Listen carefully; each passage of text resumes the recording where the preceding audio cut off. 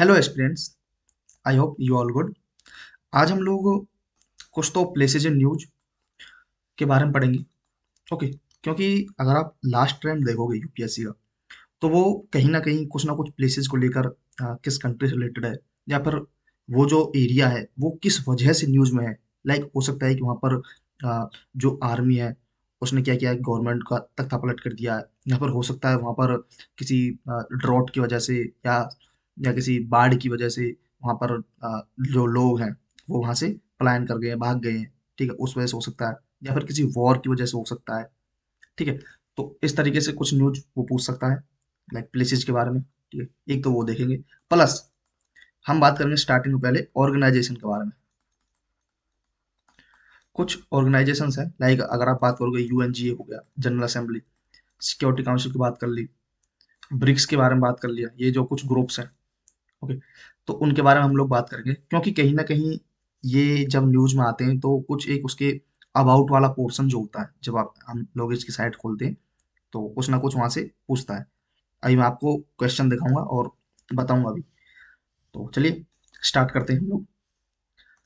ये रहा आपकी स्क्रीन पर फर्स्ट क्वेश्चन। तो ये बोल रहा है कि which statement is correct related to United Nation General Assembly. ठीक है, तो यूएन की एजेंसी है, तो इसको लेकर कुछ चीजें हैं। अच्छा देखो, ये बोल रहा है कि बाई पासिंग रेजोल्यूशन, अच्छा रेजोल्यूशन पास किया है, यूएनजीए जो जनरल असेंबली है उसने ग्रांट दे दी है पैलेस्तीन को a full membership of UN, कि जो पैलेस्तीन है वो यूएन का फुल मेंबर है। ओके। लाइक जैसे हम बात करें तो 193 मेंबर्स थे, तो अब वो बढ़कर 194 मेंबर हो गए। ऐसा ये फर्स्ट स्टेटमेंट बोल रही है। ठीक है। सेकंड है, देखो आप लोग ये एक्सप्लेनेशन मैं बाद में करूंगा, आप वीडियो पॉज करके इसका आंसर आप लोग कमेंट बॉक्स में लिख सकते हैं। ठीक है। यूएनजीए ईच मेंबर स्टेट, जो लाइक जनरल असेंबली के अंदर जितने मेंबर स्टेट है उनकी जो वोट वैल्यू है वो बेस करती है क्वेटा सिस्टम पर, जो कोटा होता है। And decisions on important issues require a two third of majority, जितने भी लाइक कोई इश्यूज वगैरह हो गया, किसी के ऊपर डिसीजन देना हो, तो उसके लिए जो फाइनल डिसीजन होगा वो मेजोरिटी के साथ, 2/3 मेजोरिटी वो चाहिए। ठीक है। उसके बाद थर्ड बोल रही है कि meet annually in regular sessions, okay, starting in September and presidency rotates annually.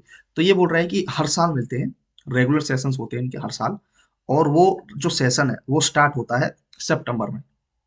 और जो प्रेसिडेंसी है, कि इस बार किसी और कंट्री को, इस बार इस कंट्री को, वो रोटेट वाई हर साल रोटेट होती रहती है। इस साल किसी और कंट्री है, दूसरे साल कोई और कंट्री। ठीक है, ऐसे। तो बताओ कौन सी स्टेटमेंट इसमें सही है। देखो ये न्यूज में क्यों है, क्योंकि इसराइल और पैलेस्तीन का जो युद्ध है वो तो चल ही रहा था।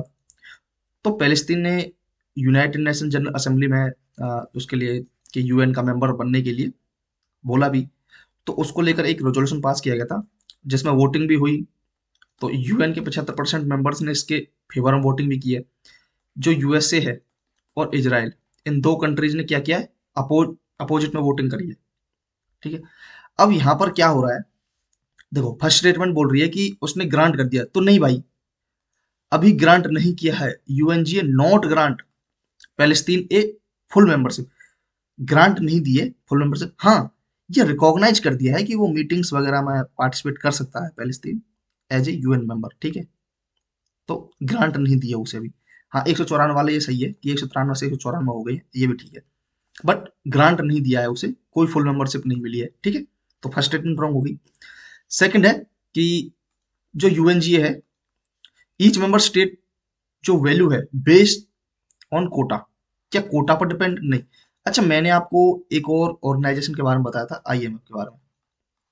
तो वहां पर जो वन स्टेट और वन वोट, या one member state one vote, ऐसा सिस्टम नहीं है, वहां पर कोटा सिस्टम है, मैंने आपको बताया था। तो कोटा सिस्टम यहां पर नहीं है, यहां पर वन मेंबर वन वोट, ये चीज है। हाँ, डिसीजन वाला ठीक है कि 2/3 मेजोरिटी चाहिए। तो ये फर्स्ट जो पैराग्राफ है वो गलत है, कि each member state vote value जो है कोटा सिस्टम पर बेस्ड नहीं है। ठीक है, ये चीज आपको याद रखनी है। नेक्स्ट है कि meet annually in regular sessions, ये ठीक। अच्छा, ये इससे रिलेटेड क्वेश्चन पूछा है भाई। ठीक है, और मैंने आपको करवाया भी था।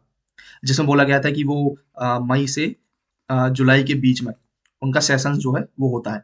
बट क्या वो मई से जुलाई के बीच में है? नहीं, सितंबर में है। इससे एक स्टेटमेंट दी थी क्वेश्चन में, ठीक है। तो ओनली ये तीन, सिर्फ तीन सही है, बाकी दो गलत है। क्यों गलत है वो मैंने आपको बता दिया। ओके, नेक्स्ट है, which one of the following is correct about United nation security council. Okay, United nation security council को लेकर बात की जा रही है, यूएन की एजेंसी है। फर्स्ट स्टेटमेंट बोल रही है कि UNSC composed with 5 permanent members. Okay, अचानक से दिमाग में आया कि यार हाँ 5 परमानेंट मेंबर तो हैं, इंक्लूडिंग जर्मनी, उसमें जर्मनी भी शामिल है, and 10 non permanent member. Okay, 10 non permanent members की बात की जा रही है, ठीक है। बताओ ये स्टेटमेंट सही है गलत है। नेक्स्ट है कि UNSC has the power to make binding decisions to its member state. Okay, जो यूएन के मेंबर स्टेट्स हैं लाइक यूएनएससी वाले, तो जो भी डिसीजंस ये लेंगे वो क्या होगा, वो मेंबर स्टेट पर बाइंडिंग होगा, उन्हें मानना ही मानना है, ठीक है। नेक्स्ट है, अच्छा देखो ये एक इनिशिएटिव है, कॉमन प्लेज इनिशिएटिव। आपने एक ट्रेंड देखा होगा यूपीएससी का कि वो कोई भी ऑर्गेनाइजेशन हो गया, ठीक है, आईएमएफ से ले लो, आरबीआई का ले लो, या कुछ भी हो, किसी ने कोई एक स्पेसिफिक कोई इनिशिएटिव चलाया है या कुछ ना कुछ चीज चलाई है, ठीक है, उसको वो एज ए क्वेश्चन कि ये एक छोटी सी वर्ड्स जो है वो डाल दिए और पूछा कि ये किसने लॉन्च किया है, किसने शुरू किया है, किसने इनिशिएट किया है, और तीन चार ऑर्गेनाइजेशन के नाम आपको ऑप्शन में दे दी जाएंगे। वर्ल्ड ट्रेड ऑर्गेनाइजेशन हो गया, वर्ल्ड बैंक हो गया, आईएमएफ हो गया, उस तरीके से। तो ये चीज आपको याद रखनी है कि common pledge initiative launched by UNGA for debate on women, security और पीस। सुरक्षा को लेकर, शांति को लेकर और महिलाओं को लेकर उनको ऊपर कुछ डिबेट करनी है, उसको लेकर ये कॉमन प्लेज इनिशिएटिव लॉन्च किया गया है। और इसमें एक चीज बोली गई है कि एज ए मीडिएटर, लाइक कहीं पर किसी चीज को लेकर कुछ डिस्प्यूट चल रहा है तो एज ए मीडिएटर, ताकि उन्हें, मैं आपको मीडिएशन एक्ट पढ़ाया था, ओके, तो अपॉइंट किया गया है वुमेन को एज ए लीड मीडिएटर। अब बताओ कौन सा स्टेटमेंट इसमें से सही है। चलिए अब बात करते हैं फर्स्ट स्टेटमेंट। ओके, ये बोल रही है 5 परमानेंट मेंबर्स, ये ठीक है, हमने पढ़ा है। कौन कौन से 5 permanent member? USA, UK, Russia, China और फ्रांस। ये 5 मेंबर है, परमानेंट मेंबर है। ओके, एक चीज और है कि अगर किसी चीज को लेकर कोई रिजोल्यूशन पास किया जा रहा है और इन 5 परमानेंट मेंबर्स में से किसी ने उसके अपोजिशन में वोट कर दी, अपोजिट में, तो वो रिजोल्यूशन पास नहीं होगा। ओके, इंक्लूडिंग जर्मनी, क्या इसमें जर्मनी शामिल है देखो इस 5 परमानेंट मेंबर्स में? नहीं, तो स्टेटमेंट गलत हो गई, सीधी सी बात है। 10 नॉन परमानेंट मेंबर है, नॉन परमानेंट, वो ठीक है। तो फर्स्ट स्टेटमेंट गलत, तो ऑल थ्री तो सही होंगे नहीं। Second, UNSC has the power to make binding decision, तो ये ठीक है कि भाई उसके पास पावर है कि जो उसके डिसीजन है वो बाइंडिंग होगी, ठीक है। तो इसका मतलब नन भी नहीं है। Common pledge initiative launch by UNGA, नहीं भाई, जनरल असेंबली की बात थोड़ी हो रही है। Launch by UNSC security council, बात सिक्योरिटी की हो गई। अब खुद सोचो। बाकी ये क्या है, एक स्टेटमेंट सही है और ये थर्ड है, ये भी गलत है, और जो फर्स्ट है वो भी रॉन्ग है। एक चीज और है इसमें, एक लाइक फैक्ट वाइज क्वेश्चन डाल सकता है स्टेटमेंट में कि इंडिया जो है वो 8 times non permanent non permanent member रहा है इसका, यूएनएससी का, ठीक है। ये चीज आपको याद रखनी, 8 टाइम्स है, क्योंकि फैक्ट्स पर बहुत बार ध्यान नहीं जाता है, तो हो सकता है कि फिर ये एज ए स्टेटमेंट आ जाए कि India become 8 times non permanent member of UNSC. वो अचानक से माइंड में आएगा कि यार 8 टाइम्स हो भी गए होंगे क्या, 7 हो सकता है, 6 हो सकता है, ये 8 ही क्यों, तो गलत कर सकते हो, तो याद रखना 8 टाइम्स, ठीक है, इंक्लूडिंग जो 2022 में बने थे उसको शामिल करके, ठीक है। उसके बाद नेक्स्ट क्वेश्चन है, which statement is correct about BRICS, ठीक है, ब्रिक्स के बारे में। सबसे फर्स्ट तो माइंड में यही क्लिक करना चाहिए कि ब्रिक्स कंट्रीज के अंदर कौन कौन से देश शामिल है। बात करूं, ब्राजील, रशिया, इंडिया, चाइना और कौन सा, साउथ अफ्रीका। ठीक है, ये 5 देश हो गए। अंडरस्टैंड? ठीक है, अब बात करते हैं ये क्या क्या स्टेटमेंट बोल रही है। फर्स्ट स्टेटमेंट बोल रही है कि जो 16th समिट हुई है वो हुआ है कजान, कजाकिस्तान में। तो क्या ये सही है? Second statement, Malaysia become the first south east Asian member of BRICS. तो जो मलेशिया है वो पहला साउथ ईस्ट एशियन मेंबर बना है, जो ब्रिक्स का मेंबर बना है। ठीक है, पहला देश है ऐसा। उसके बाद है कि इजिप्ट हो गया, Ethiopia, Iran, UAE, Indonesia are the new members of it, including Saudi Arabia with no permanent secretary. Okay, देखो अभी क्या हुआ है कि इसकी 16 समिट हुई है, ठीक है, कजान में हुई है, बट ये कजान जो है वो कहाँ है? रशिया में है। अब देखो ये प्लेस जो जगह है, प्रॉपर एक जगह है कजान, पता होना चाहिए रशिया में है। वो हो सकता है कि अब यहाँ पर समिट हुई है तो उस वजह से ये पूछ देगा कि प्लेस जो है और कंट्री। ठीक है, जो मैंने आपको पहले बताया। तो रशिया में फर्स्ट स्टेटमेंट रॉन्ग हो गई। सेकंड बोल रहा है Malaysia become the first south east Asian member of BRICS. क्या ये बना है? नहीं भाई। कौन सा? इंडोनेशिया है वो, पहला मेंबर इंडोनेशिया बना था। ओके, नेक्स्ट है इजिप्ट, इथियोपिया। अब देखो इसको लेकर यूएन यूपीएससी ने एक क्वेश्चन पूछा था, लाइक सीएपीए पे का एग्जाम होगा शायद वो, जिसमें पूछा था कि ब्रिक्स जो कंट्री, जो ब्रिक्स ऑर्गेनाइजेशन, उसमें सिर्फ और सिर्फ ये सिर्फ 5 कंट्री जो है वो शामिल है, उसका वर्ल्ड एक्सपेंशन नहीं हुआ है अभी।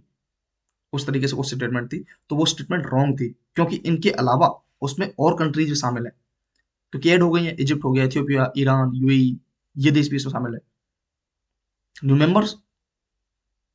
और इसमें मेंबर बढ़े भी हैं, इस वजह से भी ये थोड़ा न्यूज में है। और फिर ठीक है, ये यहाँ तक स्टेटमेंट ये सही है कि न्यू मेंबर्स है। और फिर इंक्लूडिंग सऊदी अरब, बात आ गई सऊदी अरब की। बट क्या सऊदी अरब इसका मेंबर हो गया है? तो नहीं। क्यों नहीं है? देखो सऊदी अरब के पास, सऊदी अरब ने बोला तो था बट उसने अभी एक्सेप्ट नहीं की है। ठीक है, विद नो परमानेंट सेक्रेटरी, ये ठीक है कि ब्रिक्स का कोई परमानेंट सेक्रेटरी नहीं है। समझ गए? तो अब देखो ये लाइक थर्ड स्टेटमेंट रॉन्ग हो गई, फर्स्ट भी रॉन्ग है और जो सेकंड है वो भी रॉन्ग है। तो ऑप्शन क्या होगा? डी, कोई स्टेटमेंट हमारी सही नहीं है। समझ गए?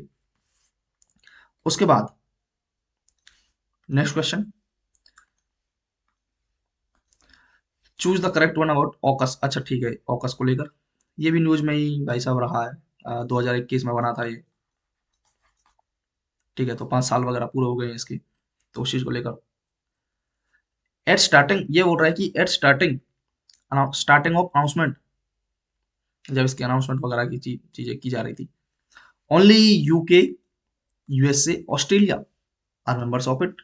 तो सिर्फ यूके, यूएसए और ऑस्ट्रेलिया, ये ही ऑकस के क्या थे? मेंबर स्टेट थे। बट परंतु now India became a non permanent member, कि अभी इंडिया जो है वो ऑकस का नॉन परमानेंट मेंबर बन गया है। ये लेटेस्ट न्यूज है, तो ऐसा स्टेटमेंट बोल रही है। नेक्स्ट है it's a formal military alliance. Okay, क्या ये मिलिट्री अलायंस है? लाइक नाटो, नाटो को लेकर, सॉरी नाटो के जैसा, to counter China influence in Indo Pacific region. ठीक है, कि ये एक मिलिट्री अलायंस है नाटो के जैसे, और जो चाइना की इन्फ्लुएंस बढ़ रही है, आप बात करोगे ईस्ट चाइना सी, साउथ चाइना सी, फिर वहां पर जो लाइक जो फिलीपींस के आइलैंड है उस पर कब्जा कर लिया, और जापान वाले हैं, उन पर डिस्प्यूट चलता रहता है 9 डैश लाइन को लेकर, कि ये जितना भी है इस समुद्र में ये मेरा नाम से है, तो ये सब मेरा ही है। तो कहीं ना कहीं डिस्प्लेन, तो उसकी जो लाइक उसका जो इन्फ्लुएंस बढ़ रहा है, धीरे धीरे अपनी पावर को बढ़ा रहा है, तो उसको काउंटर करने के लिए कैसे बनाएंगे? ये लीगल बाइंडिंग ट्रिपार्टी एग्रीमेंट। अच्छा, एक ट्रिपार्टी एग्रीमेंट हुआ है of sharing of critical technology is also sign between member state. ठीक है, तो जो लाइक अपनी टेक्नोलॉजी है, जिसको लेकर कि न्यूक्लियर सबमरीन्स की बात हम करेंगे, या फिर कुछ और साइबर सिक्योरिटी, साइबर टेक्नोलॉजी इसको लेकर, ताकि खुद को प्रोटेक्ट कर सके। तो उसको लेकर क्या है, एक साइन लाइक एग्रीमेंट जो है वो साइन हुआ है मेंबर स्टेट के बीच। तो बताओ कौन सा सही है। चलिए फिर बताते हैं कौन सा सही है। फर्स्ट कह रहा है कि ये स्टार्टिंग में ठीक है, ये तो ठीक, बट जो लास्ट वाला स्टेटमेंट है कि India become a non permanent, ये गलत है भाई। इंडिया कहाँ से मेंबर बन जाएगा यार, मतलब खुद सोचो, कोई मेंबर नहीं है अभी ऐसा कुछ। ऑकस के अंदर सीधा देखो, ये ऑकस बनाई है ऑस्ट्रेलिया, यूके और यूएसए, इन तीन देशों का ये अपना कोलिशन है, ताकि जो ऑस्ट्रेलिया उसकी पावर को बढ़ाया जाए। अब ऑस्ट्रेलिया की पावर बढ़ेगी, वहां पर एक्सरसाइज वगैरह करेंगे, ये सारी चीजें करेंगे यूके यूएसए मिलकर। तो एज तो चाइना जो है उसके ऊपर थोड़ा दबाव बनेगा कि वो अपना जो एक्सपेंशन कर रहा है, वो थोड़ा डरेगा कि यार अगर मैंने ऑस्ट्रेलिया के साथ कुछ किया तो ये दो कंट्रीज हैं वो भी उसके साथ में आएंगे। तो थोड़ा वो एक दबाव बनाते हैं ना, प्रेशर डालते हैं, तो वो सारी चीजें हैं। फर्स्ट स्टेटमेंट रॉन्ग हो गई। सेकंड है फॉर्मल मिलिट्री अलायंस, नहीं भाई, मिलिट्री अलायंस नहीं है ये, not a military alliance like NATO. तो काउंटर चाइना देखो, काउंटर तो करेंगे चाइना के इन्फ्लुएंस को, बट ये कोई मिलिट्री अलायंस नहीं है। ये अपने लाइक टेक्नोलॉजी को शेयर करने के लिए, कि भाई मैंने अगर न्यूक्लियर सबमरीन बनाई है, तो वो मैं टेक्नोलॉजी, अगर हम तीनों का एक ग्रुप बना हुआ है, तो मैं वो टेक्नोलॉजी आपको भी शेयर करूंगा, आपके यहाँ बनाएंगे भी, ठीक है, ताकि आपकी पावर भी मेरे साथ साथ बूस्ट हो। ओके, तो ये चीजें हैं, तो ये कोई मिलिट्री अलायंस नहीं है। लीगल बाइंडिंग ट्राइपार्टी एग्रीमेंट, तो ये ठीक है, for sharing of critical technology. Okay, only one statement इसका थर्ड वाली है वो सही है, बाकी वन एंड सेकंड स्टेटमेंट इसकी रॉन्ग है। उसके बाद एक क्वेश्चन है कि मैच द फॉलोइंग। अच्छा चलो मैच द फॉलोइंग कर लेते हैं। कुछ पोर्ट्स के नाम है और साइड में कुछ कंट्रीज के नाम है। आपको बताना है कौन सा पोर्ट किस कंट्री का है। अब देखो ये बोल रहा है कि अच्छा, ये क्यों मैंने पोर्ट्स डाले हैं, क्योंकि न्यूज में आया था कि India middle east Europe corridor जो बनाया हुआ है, यहाँ से इंडिया से निकल के ऐसे ऐसे जाएगा। समझ गए, ये रेड सी से फिर मेडिटेरेनियन सी से ये ग्रीस हो गया, इटली हो गया, फ्रांस हो गया, ये पूरा पूरा ये मिडल ईस्ट को कनेक्ट कर देगा इंडिया से, वो चीज़ है। कुछ पोर्ट्स हैं जो इंडिया से लाइक उसे क्या करेंगे, कनेक्ट करेंगे। कुछ यूएई के पोर्ट हैं, यूएस लाइक सऊदी अरब के पोर्ट हैं, फिर कुछ यहाँ पर आगे बढ़ोगे तो ग्रीस के पोर्ट हो गया, इटली, फ्रांस, उन सबको कनेक्ट कर दिया जाएगा। ठीक है, जो भी ट्रेडिंग वगैरह होगी। ओके, तो ये बोल रहा है कि Piraeus port Italy, Marseille France, Messina Greece, Al Saudi Arab. अब बताओ भाई कौन सा इसमें सही है, वन ओनली। अब देखो इनमें से चारों में से सिर्फ एक ही सही है, या तो एक सही है, दो सही है, तीन सही है, या फिर चार सही है, एक ही सही है। चलिए डिस्कशन करते हैं। फर्स्ट है प्रेयस पोर्ट, ये किसका है, ये है किसका, ग्रीस का प्रेयस पोर्ट। आप शॉर्ट नोट्स बना सकते हो ये पोर्ट करके, और एक बार ये मिडल ईस्ट यूरोप कॉरिडोर ये सर्च करके गूगल पे, तो उसमें आपको एक मैप मिल जाएगा। ठीक है, उसमें और पोर्ट्स को आप याद कर सकते हो, सऊदी अरब के कुछ पोर्ट्स होंगे, वो चीज़ें। मर्सली, मर्सली किसका है, ये फ्रांस का है भाई। तो ओनली कौन सा, टू सही है। मैसिना पोर्ट, ये किसका है, मैसिना भाई इटली है। और अल गुहाइफट, ये क्या सऊदी अरब का है? नहीं, ये किसका है, ये है भाई यूएई का। समझ गए, तो ओनली हमारा दो सही है, तो पता होना चाहिए कि ये पोर्ट्स किस किसके हैं। ठीक है, जरूर नहीं है कि वो ऐसे ही पेयर बना के बोल दे, या फिर किसी पेयर बना के पूछ दे आपसे, हो सकता है स्टेटमेंट पूछ दे, हो सकता है किसी और फॉर्म में कुछ ना कुछ करके वो पूछ सकता है। चलिए फिर नेक्स्ट आगे बढ़ते हैं। आगे कुछ ये देखो ये समिट है कुछ ऑर्गेनाइजेशंस की, उसके ऊपर बात करते हैं। ये क्यों मैं लेकर आया हूँ, देखो आसियान कंट्रीज की बात की जा रही है। 21st आसियान इंडिया समिट हुई है लाओपडेर में, पीडीआर 2024। ठीक है, वियंतियन, ठीक है, कैपिटल, किसकी कैपिटल है वियंतियन, मैं आपसे अगर ये पूछूं कि किसकी कैपिटल है वियंतियन, बताओ। ये है किसकी? ये लाओस जो ये कंट्री है, ये रहा, इसकी कैपिटल है वियंतियन। तो जरूरी नहीं है वो वियंतियन ही बोल दे, हो सकता है कि लाओस बोल दे, बट हमने पढ़ा है वियंतियन। ओके। उसके बाद अब मुझे जो चीज बतानी थी, देखो आसियान कंट्रीज जो जितने भी हमारे जो साउथ ईस्ट एशियन कंट्रीज हैं, तो वो सब इसके पार्ट है।